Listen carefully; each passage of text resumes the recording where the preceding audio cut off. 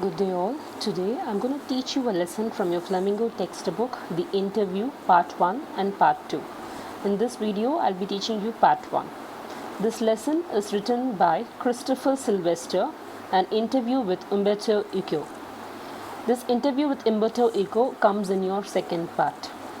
In the first part, he talks about how interviews came into origin. It was invented somewhere around 130 years back. Interviews are a very common feature in journalism. Without interviews, journalism seems to be very boring. Many celebrities have been interviewed, through which we come to know their personal, professional, their interests in life. He says that interviews sometimes turns out to be good for the interviewer and also for the person who has been interviewed. Sometimes it goes the other wise.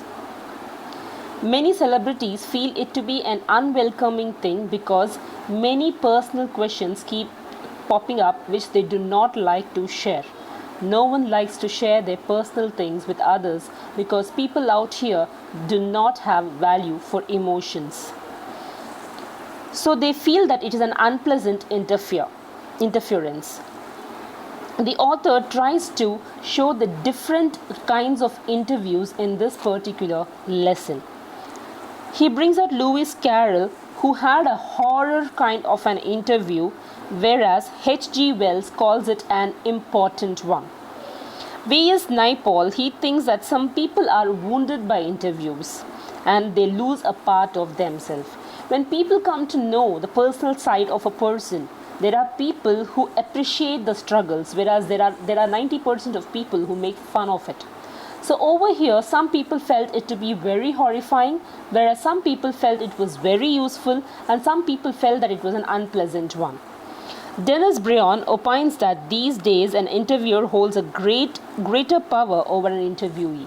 That is, a person who interviews, he has got tactics which makes a person to reveal the answers unknowingly.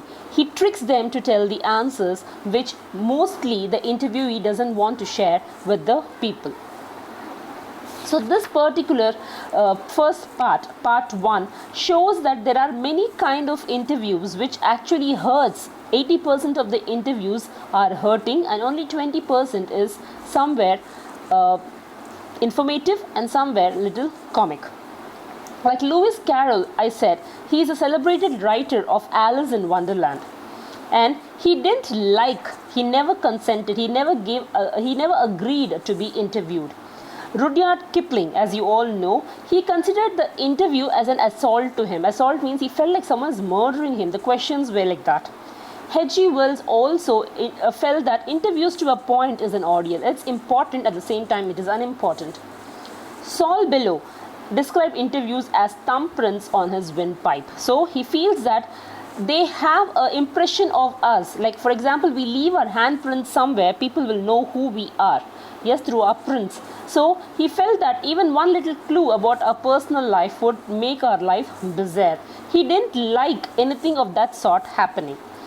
Over here he says that many people who loved interviewing, who love to interview others, the celebrities themselves introduce many people. For example, H.G. Wells interviewed Joseph Stalin, whereas Rudyard Kipling interviewed Mark Twain. They wanted to see how it is to interview some other person. Do they get any happiness in asking personal questions of others' life?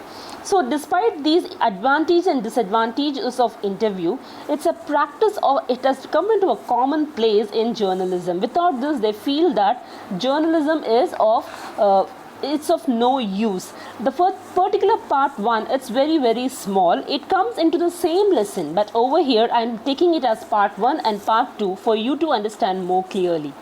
Interviews at times are very helpful. At the same time, it is very breathtaking. It is attention seeking. For some people it is attention seeking, for other people it is breathtaking.